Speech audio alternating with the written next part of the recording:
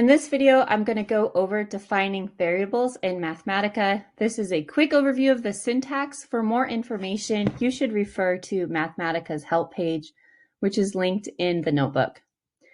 Okay, so you could define variables in a way that's very similar to any other programming language, just using an equal sign. Okay, so this particular cell here, which I can run by clicking on Shift Return, is going to set the variable x equal to 5. Okay, I want you to notice when I did that, okay, before x was blue everywhere in the notebook and now x is black.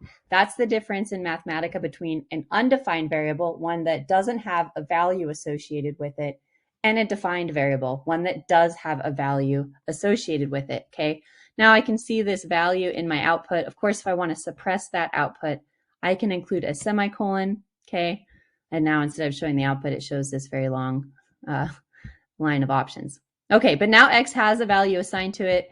X is now equal to 5. I can write out mathematical expressions, and when those expressions are evaluated, it will be as if x is equal to 5 here. So 2 times x is, of course, 10. I can reset the value of x if I want in the notebook to a different value. Here I've set it equal to 10. And now x times 3 is equal to 30. Okay, before I move on, I want to talk a little bit about multiplication, which I'm doing here in Mathematica. Okay, notice I didn't put the asterisk here. I didn't have to, which is the multiplication symbol in Mathematica. By the way, okay, you can't do this in other programming languages. Mathematica is smart enough to know, okay, that if I have a space here, I intend to have multiplication just like as if I was writing it out, okay? You couldn't do this in MATLAB or Python, but you can do it in Mathematica. Okay, but this leads to a potential bug, okay? So if you are writing out mathematical expressions and not including the asterisks here, okay, as a multiplication symbol, just the space, you might make this mistake here that I just made, okay? Notice that I accidentally didn't include a space between the x and the 3. Okay, now this variable x3 is blue, which means I've really defined a new variable according to Mathematica, x3, and it doesn't have a value associated with it. If I run the cell, Mathematica just gives me that same thing back, okay? It doesn't know what I want here is x times 3 because there's no space there. It can't tell the difference between a new variable x3 and x times 3, okay? It doesn't know your intention there. So forgetting to put spaces is a common problem when students are learning how to use Mathematica. So watch out for that. Just look carefully at your longer expressions, make sure the spaces you want are in there, and make sure that variables that are defined are showing up as black and not blue.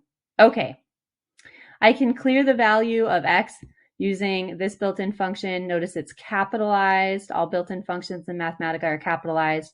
And the value or the variable that I want to clear is surrounded by square brackets. It has to be square brackets. It cannot be parentheses. Okay, I can run this expression. And now notice that x is blue everywhere in the document. That means it's been cleared everywhere, both above and below. Okay, so if I run one of these cells, it doesn't know it doesn't have a value associated with x, so I just get the expression back. I can clear more than one variable at a time if I want, okay? The reason to clear variables is if, for example, I have a notebook where maybe I'm solving several problems in one notebook for a homework, and I'm reusing variable names. I want to make sure that I'm starting with a clean slate at the beginning of every problem so that the variables I'm using don't have incorrect values associated with them. So quick naming variables, do's and don'ts, okay? Do give meaningful variables meaningful names. That means if you're doing physics with Mathematica and the expressions that you're typing out have physical quantities like charge or mass or something like that in them, give a variable name that gives an idea about what that variable represents, okay?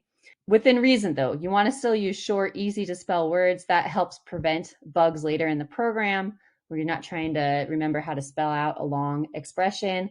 If you misspell a variable name in Mathematica, of course, that new variable that you have misspelled is going to look blue because it hasn't been defined, right? Because the order of letters is different, and Mathematica interprets that as a new variable, okay?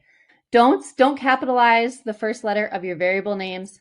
That's because built-in functions and predefined variables like pi in Mathematica are capitalized. So if you start capitalizing your user-defined variables and functions, you potentially can get them mixed up with the built-in ones, and that can lead to errors and bugs in the future. Okay, you don't, and in fact, you can't start variable names with numbers, character numbers. You can use numbers at the end of variable names or in the middle.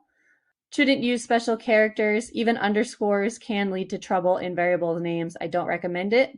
Try not to use variable names that are the same as built-in functions. There are a lot of built-in functions in Mathematica, so you might do this on accident, and you can, in fact, use the same names as built-in variable names, but you should try to avoid it.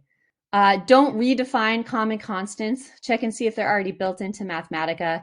In particular, if you want to look at this link, you can see a list of mathematical constants that's built in. You can also import physical constants. I'll probably talk about that in another video. But the most common examples of Mathematica of math constants are below. Okay, so notice they're all capitalized here. That means they're built in. They're all black, which means they already have values associated with them. They are predefined. Okay, and if I run this, I'm getting actually the symbols out here for these different variables. Symbols work just like the numbers in equations. In fact, when you're writing out expressions, you can use the symbol, the Greek symbol pi, instead of writing out pi.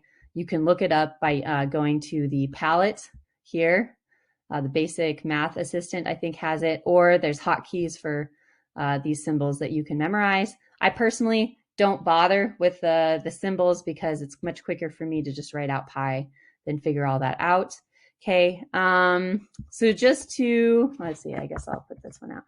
Okay, just to show you guys that these are, in fact, the numerical values are built in, or these variables do behave the way you expect. I'll just run this. Okay, and in fact, you do see you get the values you'd expect, and right, I times I is, in fact, -1.